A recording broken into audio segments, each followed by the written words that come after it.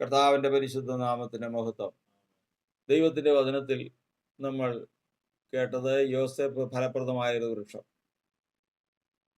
ഒരു വൃക്ഷം എന്ന് പറഞ്ഞാൽ ആ വൃക്ഷം നടുന്നവനും നട്ട് വളർത്തുന്നവനും അതിൽ നിന്ന് ഒരാഗ്രഹമുണ്ട്. ഈ ആഗ്രഹം സാധിച്ചാൽ ആ വൃക്ഷത്തിൻ്റെ ആയുസ് എന്ന് പറയുന്നത് അത് വളരെ കാലം നിൽക്കും. എൻ്റെ ജനത്തിൻ്റെ ആയുസ് വൃക്ഷത്തിൻ്റെ ആയുസ് പോലെ ആകുമെന്നാണ് അനുഗ്രഹത്തിൻ്റെ വചനമായിട്ട് കർത്താവ് പറഞ്ഞിരിക്കുന്ന ഒരു ഭാഗം.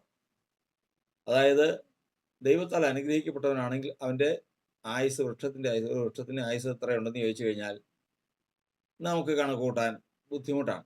കാരണം നമ്മൾ വിശ്വസിക്കപ്പെടുന്നത്, നമ്മൾ അറിയപ്പെടുന്നത് ഇന്നും പാലസ്തീനിൽ ഒരു സ്ഥലത്ത് അബ്രഹാം കർത്താവിനെയും രണ്ട് ദൂതന്മാരെയും അതിഥികളായി സ്വീകരിച്ച ആ അവിടെ സ്ഥലത്തൊരു വൃക്ഷമുണ്ട്. ആ മരം ഇപ്പോഴും നിൽക്കുന്നുണ്ടെന്നാണ്. ഇന്ന് അതിനെ വളരെ വേലി കെട്ടി ഏറ്റവും ഭദ്രമായിട്ട് സൂക്ഷിച്ചിരിക്കുന്ന ഒരവസ്ഥ അവിടെ കാണാം. എന്തായിരുന്നാലും ഇന്ന് കർത്താവിൻ്റെ കാലത്തിന് മുൻപ് ഏകദേശം 2000-ൽ പരം വർഷങ്ങൾക്ക് മുമ്പാണ് അബ്രഹാമിൻ്റെ കാലം.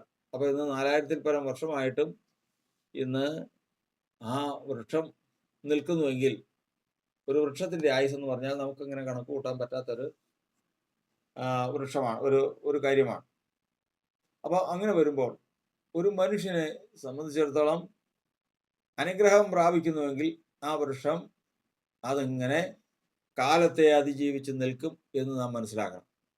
എന്നാൽ ഫലം കായ്ക്കാത്ത വൃക്ഷം എന്ന് പറയുന്നത്, കർത്താവ് തൻ്റെ യാത്രയിൽ ഒരു അത്തി കണ്ട് ആ അത്തിയിൽ ഫലമുണ്ടായിരിക്കുമെന്ന് വെച്ച് ചെന്നു. അവിടെ ചെന്ന് നോക്കിയപ്പോൾ ആ വൃക്ഷത്തിൽ ഇലയുണ്ട്, കമ്പുകളുണ്ട്, എല്ലാം നല്ല തഴച്ചു നിൽക്കുന്ന വൃക്ഷമാണ്. പക്ഷെ ഫലം എന്ന് പറയുന്നതില്ല, ഫലമില്ല അതിനകത്ത്. കർത്താവ് ആ അത്തിയിലേക്ക് നോക്കി അത്തിയെ ശപിച്ചു. ഇനി നിന്നിൽ നിന്ന് ഒരു നാളും ആരും ഫലം അനുഭവിക്കാതെ പോട്ടെ എന്ന് കൽപ്പിക്കാനിടയായി തോന്നുന്നു. അപ്പോൾ അവിടെ നിന്നൊരു കാര്യം നമുക്ക് മനസ്സിലാകുന്നത്, ഇനിയും ഫലം കായ്ക്കാനുള്ള സാധ്യതയുണ്ട്, പക്ഷെ ഇപ്പം ഫലമില്ല എന്നുള്ളതാണ് ആ വൃക്ഷത്തിൻ്റെ തെറ്റ്. പക്ഷേ കർത്താവ് പറയുന്നുണ്ട്, അത് ഫലം കായ്ക്കുന്ന കാലമല്ലായിരുന്നു.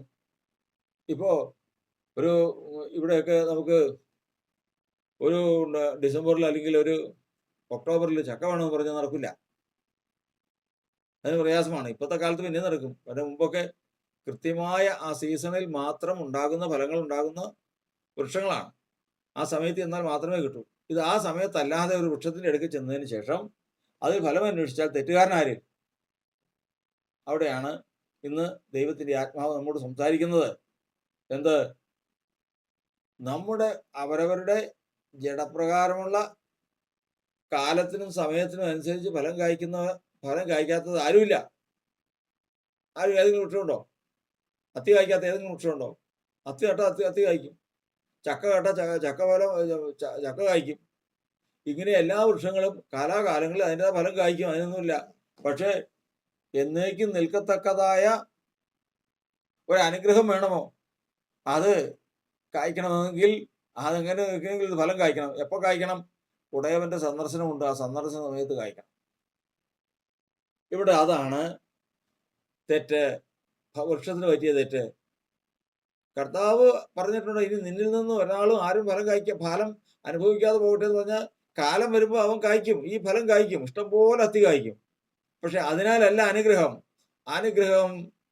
ഇതാ ആ വൃക്ഷം ഒരു നാളും നശിച്ചു പോകാതെ സർവശക്തന്റെ കരത്താൽ എന്നേക്കും പാലിക്കപ്പെടുന്ന ഒരു അനുഗ്രഹം പ്രാപിക്കാനുള്ള സമയമാണ്. അത് കർത്താവിന്റെ സന്ദർശനമാണ്.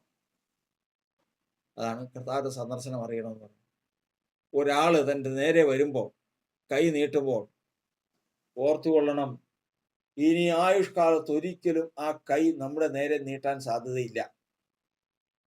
കാരണം ദൈവമാണ് അത് കൊണ്ടുവന്നിരിക്കുന്നത്, അവനെ ദൈവമാണ് കൊണ്ടുവന്നിരിക്കുന്നത്. ഒരിക്കലും ഇനി അവനോട് ഞാൻ സ്നേഹം കാണിക്കാൻ എനിക്ക് അവസരം കിട്ടുകയില്ല. കാരണം ദൈവമാണ് കൊണ്ടുവന്നതെങ്കിൽ അത് ഫലം കായ്ക്കാനുള്ള അവസരം ഒന്ന് കണ്ടോളണം.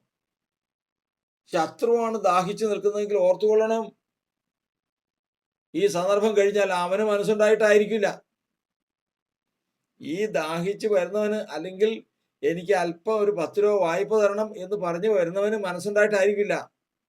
ഉടയവന്റെ നിശ്ചയ, നീ ചെല്ല്, നീ ചെല്ല്, നീ ഇത്രയും ദ്രോഹം ചെയ്ത അവന്റെ അടുത്തേക്ക് നീ ചെല്ല്, അവിടെ ചെല്ല്. അവിടെ ചെല്ലുമ്പോ അവൻ ഒരു പ്രവൃത്തി ചെയ്യും, അത് ഫലമായിട്ട് എനിക്ക് അനുഭവിക്കാനുള്ളതാ. കാരണം യോസേഫിനെ അനുഗ്രഹിക്കാൻ, യോസേഫിനെ എന്നേക്കും അനുഗ്രഹിക്കാൻ ഏറ്റവും ഉചിതമായൊരു മാർഗമാണ് തന്നെ കിണറ്റിലേക്ക് ഇടുക. കൊല്ലല്ലേ, അത് അവര് തന്നെ പറയുന്നുണ്ട്. അവൻ തന്റെ പ്രാണന് വേണ്ടി കെഞ്ചി, കൊല്ലല്ലേ, ജീവിച്ചാ മതി, ഇനി എന്നെ അപ്പന്റെ അടുത്തേക്ക് കൊണ്ടുപോയിരിക്കുന്നത് എന്നെ എങ്ങോട്ടെങ്കിലും പറഞ്ഞു വിട്ടോ, കൊല്ലാതിരുന്നാ മതി എന്ന് കെഞ്ചിയിട്ട് പോലും ആ സഹോദരന്മാർ കേൾക്കാതെ കുഴിയിലേക്ക് ഇറക്കിയെന്ന, ആ കുഴിയിലേക്ക് ഇട്ടെന്ന. അത് കഴിഞ്ഞതിന് ശേഷം കുഴിയിൽ നിന്ന് കയറ്റി അന്യജാതിക്കാർക്ക് കച്ചവട ചരക്ക് വിൽക്കുന്നത് പോലെ, വായ്പ വിൽപ്പന ചരക്കുകൾ വിൽക്കുന്നത് പോലെ കൊടുത്ത് പൈസ എണ്ണി മേടിച്ച് ഇവൻ കാണുവാണ്. ആര്? യോസേഫ് കാണുകയാണ്. ആ കണക്ക് പറഞ്ഞവനെ, കണക്ക് പറയുമ്പോൾ വിലപേശലുണ്ടാവും. 50 വെള്ളിക്കാശ് തരട്ടെ, ഇല്ല 50 തരില്ല, 10 വെള്ളിക്കാശ് തരാം, ഇല്ല 30, ഇല്ല 15, 25, ഇല്ല എന്നാ ഞങ്ങൾ പോവുക. ഇതെല്ലാം യോസേഫ് കണ്ടോണ്ടിരിക്കുക. ആരുടെ വിലയാണെന്നറിയാവോ? തന്റെ വിലയായി ഈ പേശനെ, തന്റെ വിലയാ ഈ തമ്മിൽ തർക്കിക്കുന്നത്. പറയാൻ കഴിയും സഹോദരങ്ങളെ, പറയാൻ കഴിയും. പ്രവർത്തിക്കാൻ ബുദ്ധിമുട്ടാ, പ്രവർത്തിക്കാൻ ബുദ്ധിമുട്ടാ. അവസാനം ഇരു കൂട്ടരും തമ്മിൽ ഉറച്ചു. ഏതിന്? 20 കാശിന് ഉറച്ചു, സമ്മതിച്ചു. 20 കാശ് എണ്ണി കൊടുത്തു. മാടിനെ പിടിച്ചു കൊടുക്കുന്ന പോലെ യോസേഫിനെ പിടിച്ചു കൊടുത്തു. അവരുമായിട്ട് പോവുക. തിരിഞ്ഞു നോക്കാമോ? തിരിഞ്ഞു നോക്കാമോ? പണം എണ്ണി തിരിഞ്ഞു പോകുന്ന സഹോദരങ്ങൾ, പണം എണ്ണി തിരിഞ്ഞു പോകുന്ന സഹോദരങ്ങൾ, അടിമയായി പോകുന്ന യോസേഫ്. സഹിക്കാൻ പറ്റുമോ? സഹിക്കാൻ പറ്റുമോ? നമ്മൾ ചിന്തിച്ചാൽ മതി, സഹിക്കാൻ പറ്റുമോ? തുടർന്ന് തന്റെ പ്രാണൻ മരണഭയത്തിലായ സമയം ഒഴുക്കുകയും, ദൈവമേ ബന്ധങ്ങൾക്ക് എന്ത് വില, ദൈവമേ ഈ ലോകത്തിൽ എന്ത് ആരെ വിശ്വസിക്കണം? ആരെയും വിശ്വസിക്കാനില്ല. ഒരുവൻ മാത്രം, ഒരുവൻ മാത്രം, അവനാണ് നമ്മുടെ കർത്താവ്. അനുഭവിച്ചിട്ടുള്ളവർക്കറിയാം, അനുഭവമുള്ളവർക്കറിയാം. ആരുമില്ല. ഒടുവിൽ യോസേഫിന്റെ മുമ്പിൽ അവരെ കൊണ്ടുവന്നു. വാള് കയ്യിലുണ്ട്.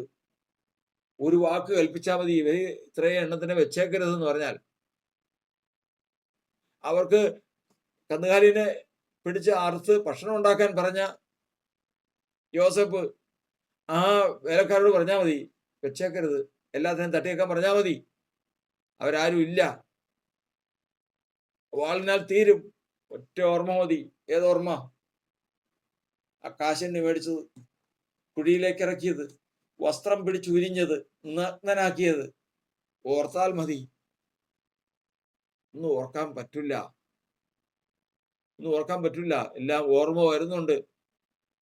ആ ഓർമ്മ വരുമ്പോ കരച്ചിലാ വരുന്നത്, കണ്ണുനീരാ വരുന്നത്. സഹോദരന്മാർ തന്റെ മുമ്പിൽ വന്ന് വീണപ്പോൾ അവൻ കരഞ്ഞു. കാരണം അവൻ പറയുകയാണ്, ഞാൻ ദൈവത്തിന്റെ സ്ഥാനത്തിരിക്കുന്നുവോ? ഞാൻ ദൈവമല്ല, ഞാൻ ദൈവമല്ല, ഞാൻ ദൈവത്തിന്റെ സ്ഥാനത്തിരിക്കുന്നവനുമല്ല, പിന്നെയോ ദൈവത്തിന് വേണ്ടി ഫലം കായ്ക്കുന്നവനാണ്. ഓഹോ, ദൈവം നമുക്ക് നൽകിയത് വിലയേറിയ ഒരു ദൂതാണ്. നാം ഏറ്റെടുത്തുകൊള്ളുക, നാം ഏറ്റെടുത്തുകൊള്ളുക. പിന്നീട് ആകട്ടെ എന്ന് നമുക്ക് ചിന്തിക്കാം. നിന്റെ നേരെ വായ്പ വാങ്ങാൻ ഒരുവൻ വരുമ്പോൾ ഒഴിഞ്ഞു കളയരുത്, കൈ നീട്ടുമ്പോൾ ഒഴിഞ്ഞു കളയരുത്, ഉപകാരം ചോദിക്കുമ്പോൾ ഒഴിഞ്ഞു കളയരുത്. കാരണം ആയുഷ്കാലത്ത് ഇനി ഒരിക്കലും അവൻ നിന്റെ നേരെ വരികയില്ല. ഒരു പക്ഷെ വന്നെന്ന് വരില്ല, ദൈവമായിരിക്കും ഇപ്പോൾ കൊണ്ടുവന്നത്. ആ സമയം ഫലം കായ്ക്കാനുള്ള സമയമാണെന്ന് മനസ്സിലാക്കിക്കൊള്ളുക. ഫലം കായ്ക്കാനുള്ള സമയമാണെന്ന് മനസ്സിലാക്കിക്കൊള്ളുക. യോസേഫ് ഫലം കായ്ച്ചു.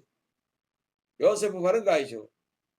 വചനം പറയുന്നത് യോസേഫിന്റെ കരം, യോസേഫിന്റെ ജീവിതം സർവശക്തനായ ദൈവത്തിന്റെ യഹോവയുടെ ഭുജത്താൽ ബലപ്പെട്ടിരുന്നു.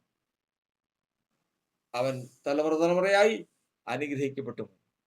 ഇന്ന് കർത്താവിന്റെ സന്നിധിയിൽ ദൈവത്തിന്റെ നാമത്തിൽ ഫലം കായ്ക്കുന്ന ഒരു വൃക്ഷമായി, എന്റെ ഇഷ്ടത്തിന് ഫലം കായ്ക്കുന്നതല്ല. ഉപകാരം ചെയ്യാത്ത ആരെങ്കിലും ഉണ്ടോ ഈ ലോകത്ത്? ലോകത്ത് ജീവിക്കുന്നതിന് ഉപകാരം ചെയ്യാതെ ജീവിക്കാൻ പറ്റില്ല. ഏതെങ്കിലും തരത്തിൽ ഉപകാരം ചെയ്യാതെ ജീവിക്കാൻ പറ്റില്ല. പക്ഷേ ഉപകാരം ചെയ്യുന്നത് ദൈവത്തിന്റെ സമയത്താണെങ്കിലോ, ദൈവത്തിന്റെ സമയത്ത് ഞാൻ കായ്ക്കാം എന്നൊക്കെ പറയും. പക്ഷേ എതിരെ വരുന്നവൻ ശത്രുവാണെങ്കിലോ, എന്നെ കൊല്ലാൻ ശ്രമിച്ചവനാണെങ്കിലോ, എന്നെ ഇല്ലാതാക്കാൻ ശ്രമിച്ചവനാണെങ്കിലോ, ആ സമയത്തും ഫലം കായ്ച്ചാൽ നിത്യത ദൈവം ഒരുക്കി വെച്ചതിന് ശേഷമാണ് ഇത് നിന്റെ അടുക്കിലേക്ക് ഇത് കൊണ്ടുവന്നിരിക്കുന്നതെന്ന് ഓർത്തുകൊള്ളുക. സംശയം വേണ്ട.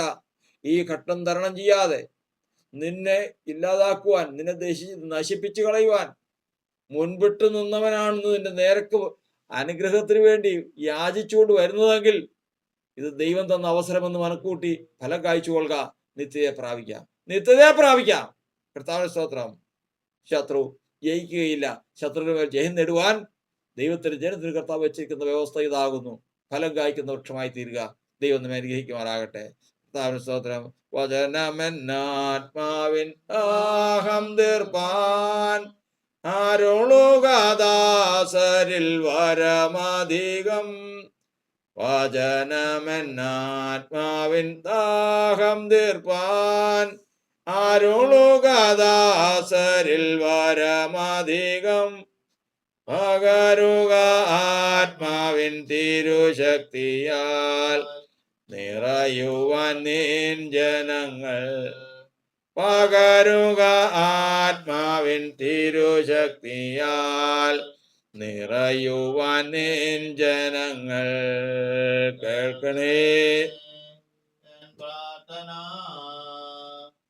നൽകണേ എൻ യാചന. കേൾക്കണേ പ്രാർത്ഥന, നൽകണേ